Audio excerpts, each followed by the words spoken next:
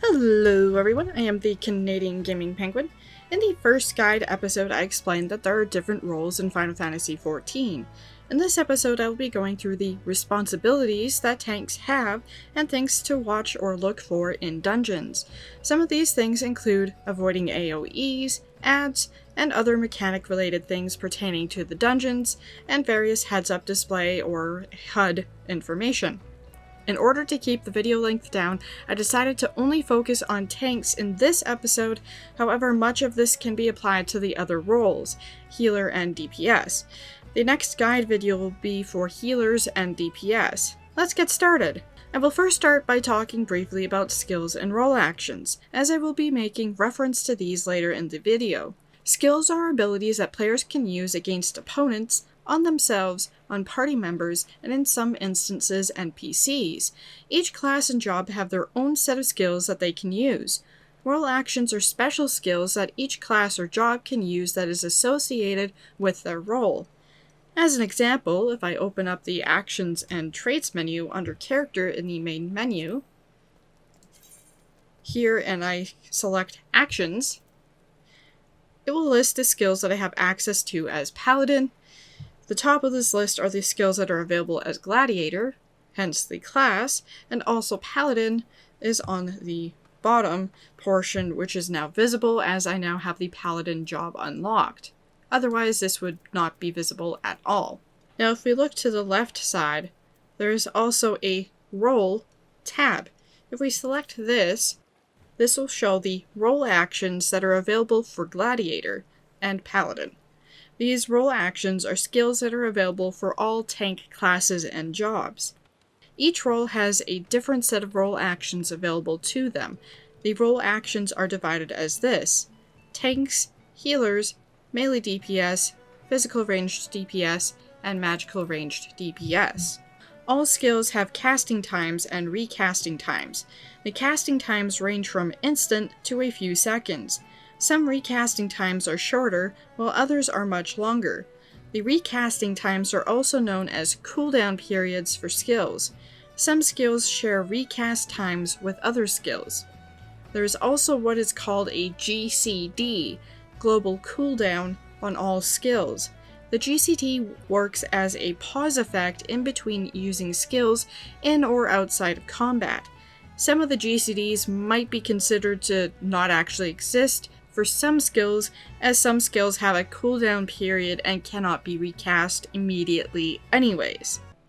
To demonstrate, if I use my Fast Blade and then Riot Blade on the striking dummy, you will see that I need to wait for a short period of time before I can execute the Riot Blade skill. Part of the reason for this is for the animation to execute, but also the technical side, which I won't get into. In the last video, I talked about the combat basics for each of the starting classes, and Rogue, and how some of their skills work. What I didn't really explain is the way combat actually works in the game. I probably should have started with that in the last video. Oops! Anyways. Unlike some other video games, where you might have a button or button combinations where you just constantly hit that button or buttons to attack, also known as button mashing, MMOs typically have a skill-based system for combat. That is, MMOs typically have a number of different skills used at different times that perform offensive, defensive, or stat boosting or stat deterring effects while having a delay with a global cooldown. Some might consider that a button mashing thing still, but I don't personally, because I consider button mashing to be when there is literally only one or two buttons to hit for any type of attack in a game. In Final Fantasy XIV, each class or job has rotations. That is, a sequence of skills that best delivers the most effective use of skills, which includes the most DPS in a given rotation. I will go over individual rotations in future videos for the various classes and jobs, and also at various levels, so example level 30, 50, 60, 70, and 80. Another factor of the combat in Final Fantasy XIV is the footwork, or dancing. What I mean by this is that not only do you need to execute your skills, but you will also need to move your character around to avoid various mechanics or AOEs, which makes it seem like a dance. Before you panic too much, this starts very simply and only proceeds to get more difficult as you progress in the game. In high-end content, usually referred to as endgame content, there are points where this dance has to be executed to near perfection by all party members while still maintaining a high DPS in order to succeed and clear the content. Much of this type of content I still have yet to try. Now for the combat HUD.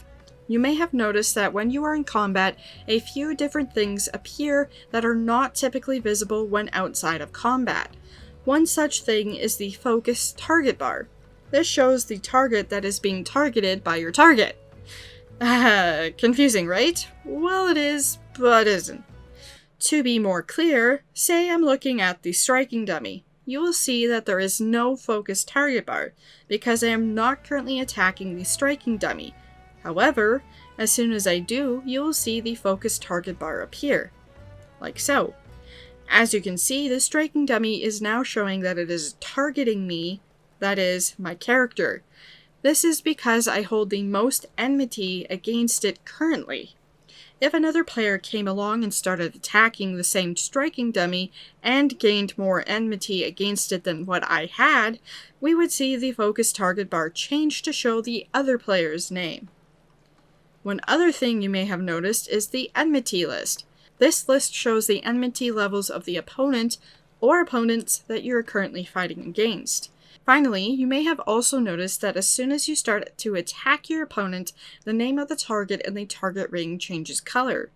By default, the colors are yellow when the opponent is unclaimed and not currently engaged in battle, red when the opponent is claimed and is currently engaged in battle with you or someone in your party, orange when the opponent is currently engaged in battle with you or your party but has not yet been claimed, purple when it's currently engaged with another party or individual who is not part of your party.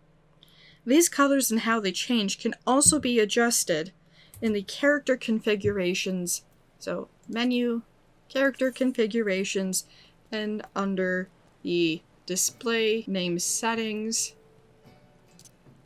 NPCs, unengaged, engaged, claimed, unclaimed, and NPCs, etc. One final thing I will note about combat in Final Fantasy XIV, the player who begins the fight will always get credit, experience, etc., regardless of whether or not they kill the opponent, meaning there is no kill stealing in this game, so feel free to help out other players. Apart from the enmity list and the focus target bar, there is another way to see enmity, by looking at the party list. Before I explain how that works, let's talk briefly about the party list. The party list shows the other players that are in your party, hence the name.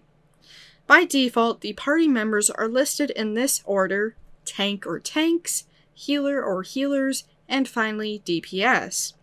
For dungeons, they will be listed as tank, healer, DPS, DPS. Sort of. I'll explain in a bit. If you don't like how the default party list is displayed, you can adjust this in the character configuration settings, which can be found here. Menu, character configuration, UI settings, party list. And then under the party list sorting, there is the define party list role order, and then the role sort settings button, which allows you to choose the way the classes and jobs for each role is sorted in your party list. This said, by default, your character name will be at the top of the list regardless of which class or job you have as your active class or job. So if you are a tank, you will be listed first, the healer will be listed second, and the 2 DPS in the third and fourth spaces. If you are a healer, you will see the tank listed second, and the 2 DPS in the third and fourth slots. If you are a DPS, you will be listed first, the tank will be in the second spot, the healer in the third spot, and then the other DPS in the fourth spot. In reference to the DPS on the party list, by default, melee DPS are listed first, then physical ranged DPS, and then magical ranged DPS. One other helpful tip I can give for the party list is by using the command party sort or psort, which will reorder your party members to your settings. This command comes in handy when you're in a situation where you replenish the ranks in a dungeon or other instance, or even outside of instances. This is especially helpful for healers, and I'll explain why in the next video. Now that all said, how do you see the enmity on a party list? When you target an opponent that you or your party members are currently engaged in battle with, you will see gauges appear on the bottom of the icons that represent the class or job that a player is currently playing as. Like this. Whichever party member holds the most enmity on an opponent will have the gauge filled, and it will be red. You may not see a red bar at all times, as there may be more than one person contesting the enmity, and the target that the opponent is focused on may shift to another player. This is important to know, and I will mention it again later in this video. Now that we've talked about the party list, I will now explain some of the things you will see when you are in a dungeon. To begin, you will see that you now have a party list visible. You will also notice a limit break gauge appear. You may also notice that your duty list now has duty information. I won't rehash the party list again, but I will make a comment that if you would like to speak with your party, such as saying a friendly hello, you can type the command party, then type out your message. Or if you click on the speech bubble here, you can swap your chat to party rather than having to type party each time. This will allow all members of your party to see your message, no matter where they or you are in the dungeon. By default, your chat is on say, which only allows those nearby to be able to see what is said. The duty list, which as I mentioned, now has duty information, which lists various objectives to be completed, some with question marks, which will only change as you proceed through the dungeon. You may also notice that you will still have your other quests visible. There is a way to turn your other quests off while you are in a dungeon or instance. If we go to Character Configuration, UI Settings, HUD, then if we select Hide Duty List during instant duties, we will no longer see our quest in the instance. You can also hide the duty list when you're doing fates, which is the hide duty list during non-instant duties. I find it's useful to hide the duty list during the instance duties because then I can focus on the things that need to be done in the dungeon without getting distracted by the rest of the text, also because it takes up less of my screen on that side. The duty information also has a timer and icons indicating that this is A, dungeon, and B, timed. This is similar to what you will have seen in other instance fights or in fates, etc. Finally, the limit break gauge. This gauge is shared between all party members, and once filled, a limit break can be executed, which performs a special party ability. Which ability is used will depend on the role of the player that executes this skill. If a tank uses this ability, it will drastically raise the defense and magic defense of an entire party for a short period of time. A short period of time being around 10 to 15 seconds. If a melee DPS uses this ability, it will focus on dealing damage to a single enemy. A key note that in order for a melee DPS to execute the limit break, they must be near the enemy. A further note is that melee DPS limit breaks are the strongest of all the DPS limit breaks versus a single opponent. If a physical ranged DPS uses this ability, it will deal damage in a straight line in front of the player. This version of the limit break can be used at a distance from enemies, but it is important to be facing the enemy in which you wish to execute the limit break on. If a magical ranged DPS uses this ability, it will deal damage to enemies in a circular AOE, area of effect. The player that uses this will need to set the marker on the ground before the limit break will begin to execute. If a healer uses this ability, it will restore the HP and MP of the party members. A level 3 limit break for a healer will also revive all currently dead party members. For all of these limit breaks, the defense, duration, damage, and healing amounts will depend on the level of the limit break. There are currently 3 levels of limit breaks, and they are indicated by the number of gauges that are filled. A level 1 limit break will execute if 1 gauge is filled. A level 2 limit break will be executed if 2 gauges are filled, and as you can imagine, a level 3 limit break will be executed if 3 gauges are filled. Currently, a level 3 limit break is the highest form of a limit break. While in a dungeon, limit breaks are typically used against bosses. Usually a melee DPS is the one to execute the limit break. That said, if there is no melee DPS in the party, then a ranged DPS, magical or otherwise, will likely use the limit break. In content outside of dungeons, such as in trials, other roles will use the limit break as well. Thus, there is no role that does not need to use a limit break at some point. That said, the majority of the limit breaks that you will likely see is by melee DPS. The limit break skill can be found under Character, Actions and Traits, General, right here. I recommend dragging this onto your hotbar somewhere. I have mine placed right here because this is shared between all of my classes, so I have this available for all of my jobs or classes, no matter which one I'm playing as, which is something that I recommend you do as well. Interestingly, Square Enix posted a video on their Final Fantasy XIV YouTube channel yesterday, but today for me, that showcases the level 3 limit breaks for each of the jobs, minus Blue Mage, which can't use the limit break anyways. I highly recommend checking out that video, even if it's just for the music. Now moving on to talk about what the tank's responsibilities are in the dungeons and what things to look for while in a dungeon. To give a brief recap of what a tank is, tanks are the heavy defense classes and jobs of an MMO. The tank's primary duty is to attract all the opponents to them and away from the rest of their party. This means that the tank has the majority of the enmity, or aggro, or hate, whichever term you prefer to use. In Final Fantasy XIV, this is referred to as enmity.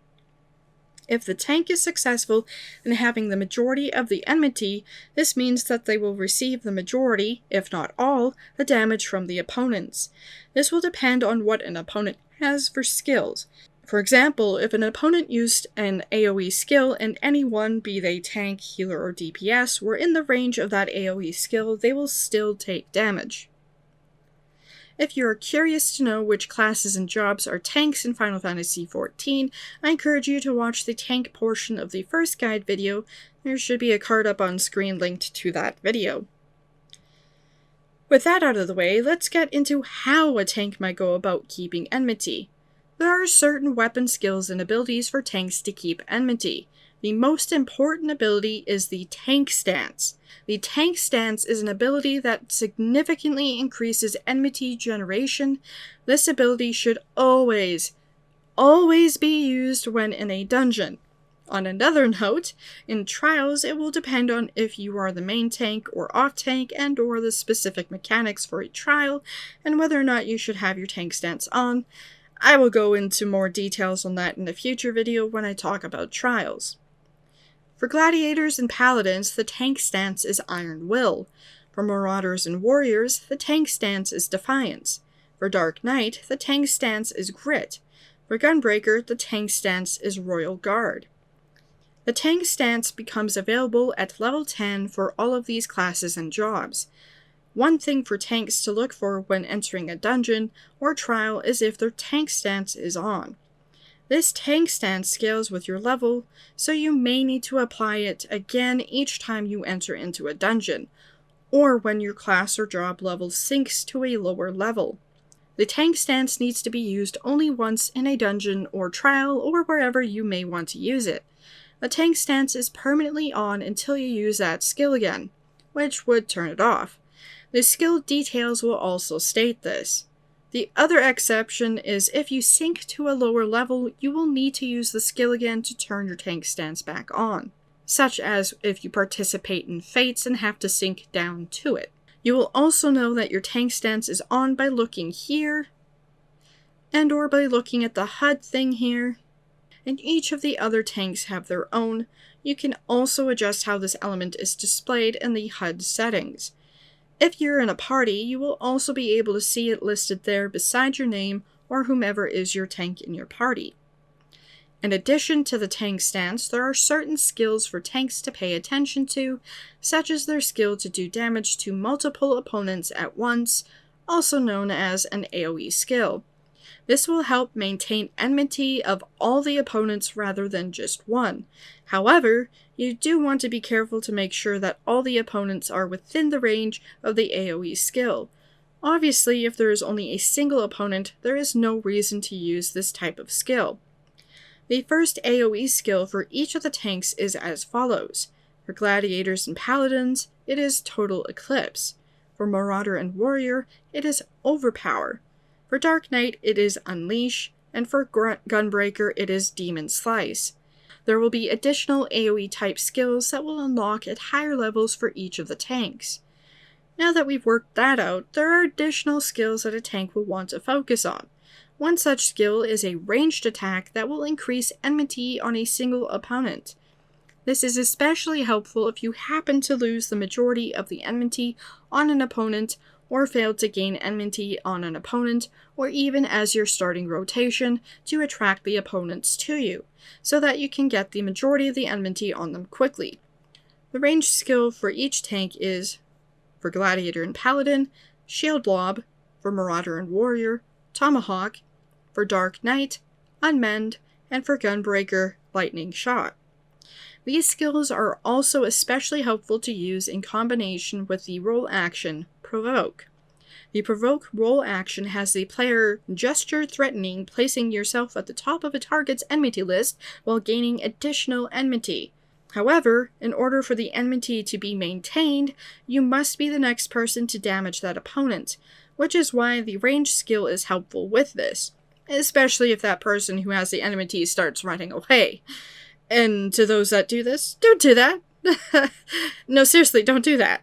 I recommend running towards the tank, and that way the tank can grab the enmity more easily. An exception is if the tank and or healer die, then by all means, run away. These skills, the ranged attacks and provoke, are available at level 15. If you're uncertain on whether or not you have the majority of the enmity of the opponents, there are a few places you can look. As I mentioned earlier in the video, these places are the party list and the focused target list. You will also know if you have enmity if you can see the faces of the opponents, but that is much harder to see in combat. Additionally, you will know if you hold the enmity if the target ring arrow is pointed towards you. When you have multiple opponents at once, it is more difficult to see the target ring and the arrow. So, to cycle quickly through the opponents to see if you have the enmity on the opponent is by default hitting the Tab button, which will cycle through the opponents based on the nearest to farthest. Additionally, hitting the Shift plus Tab keys will cycle through the opponents list from farthest to nearest. Alternatively, you could also click on each of the opponents in the enmity list or each of the opponents directly, and then look at the target bar focus.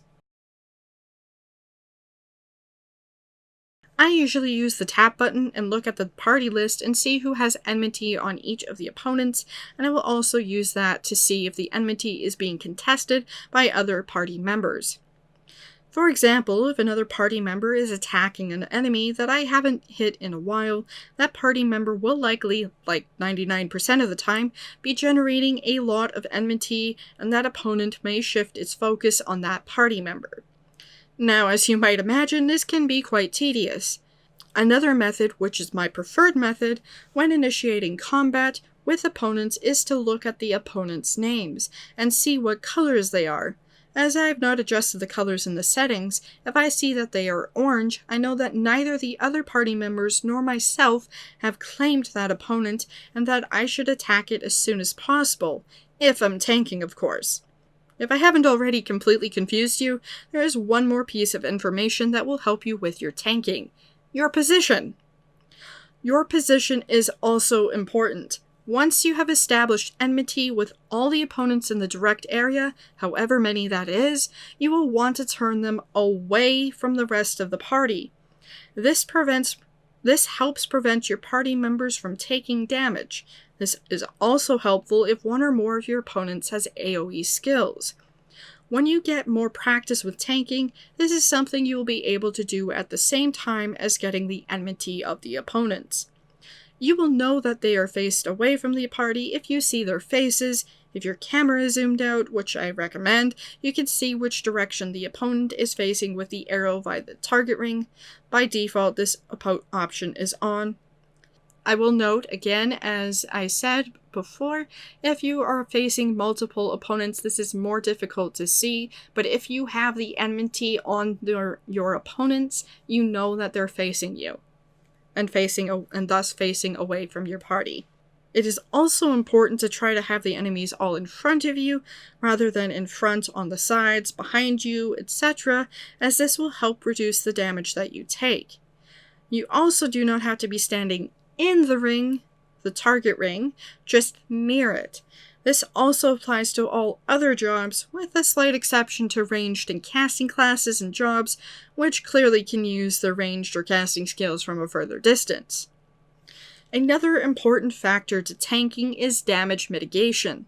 What this means is reducing the damage taken. Damage mitigation or reducing damage can be done by using skills that do just that.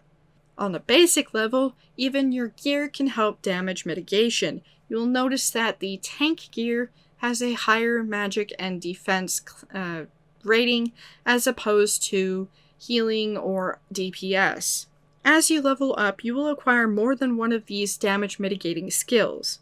I also do not recommend using all of your damage mitigation skills at once, but rather spacing them out throughout whatever game content you're doing. That is, don't use all your damage mitigation skills during the first group of opponents, because then you won't have any damage mitigation skills to use for your second group of opponents, because you're still waiting for the skills to finish their cooldown. Rampart is the first skill available to all tanks. It is available at level 8 and can be found under the role actions. One other thing that can help prevent damage is by using stuns and interrupts. Stuns and interrupts don't always work on opponents, but when they do, they can help prevent damage for a short period of time. I usually reserve my stuns and interrupts to use on an opponent when they are casting a skill. This is especially helpful when the opponent has a circular AOE. Each of the different roles has some form of a stun or interrupt, except for most of the magical range DPS, where they have none. Woe is you. For tanks, it is low blow and interject. For healers, it is repose, which can put a target to sleep for a period of time, so long as the target is not hit. Thaumaturge and Black Mage also have sleep, which works the same way as repose. Thaumaturge and Black Mage are the only magical range DPS that have a stun or interrupt type of skill. The sleep and repose can also work with any nearby enemies. So if you're in a tough situation where you have a group of enemies and you need to run away a little bit to get some distance before attacking them, cast that repose or your sleep and give yourself a second. This is also helpful if your tank happens to die and your healer needs to raise the tank. Then throw that off, and then your healer will have a little more time before they start getting completely annihilated by the enemies, because the healer is the first target that they will head to right after the tank has taken a nap. Anyways, for melee DPS, it is leg sweep. For physical ranged DPS, it is head graze. Additionally, foot graze can also be used to bind a target for a period of time as long as they are not hit. Magical range DPS have... moving on. As I mentioned a moment ago, Thaumaturge and Black Mage have the sleep ability, and they are the only magical range DPS that have a stun or interrupt type of skill. When you're in a dungeon, sometimes an opponent, usually a boss, will summon adds, which are additional opponents that arrive during the battle. You will want to watch for these to make sure that they don't head to your other party members. Typically, they will head to the healer, as the healer is the party member that will generate the second most enmity. The party member that should generate the most enmity is the tank. If you happen to be a healer or a DPS and you see the adds heading towards you, head toward the tank, but don't go in front of the boss or opponent. This way the tank can quickly grab the adds and you don't take damage from the boss or opponents. Finally, AOEs. Dodge them. They hurt. Usually. This applies to all different roles. That said, there are times when you, a tank, may need to eat an AOE, simply because you don't have time to avoid it, or it would cause another or several party members to take damage. I highly recommend using one of your damage mitigation skills to help avoid massive amounts of damage. That said, the AOEs that you may need to eat will not appear until higher level content, so it's best to avoid AOEs, period. By eat, I mean stay within the AOE range and just take the damage. In summary, a tank is responsible for keeping the enmity of opponents on them, help reduce their damage taken by using damage mitigation skills, and keeping the opponents facing away from the party. And that's where I'm going to leave this video. As I mentioned at the beginning of the video, I decided to only focus on tanks in order to keep the video length shorter. The next guide video will be focusing on the healing and DPS roles and their responsibilities while in a dungeon. The following video will be talking about the first few dungeons you will encounter and some tips for those. Do you have any questions about tanking? Is there anything I missed? Please leave a comment down below. If you found this video helpful, please hit that like button, and also consider subscribing and hitting the notification bell so that you don't miss out on the next video. That's it for this one. Thanks for watching!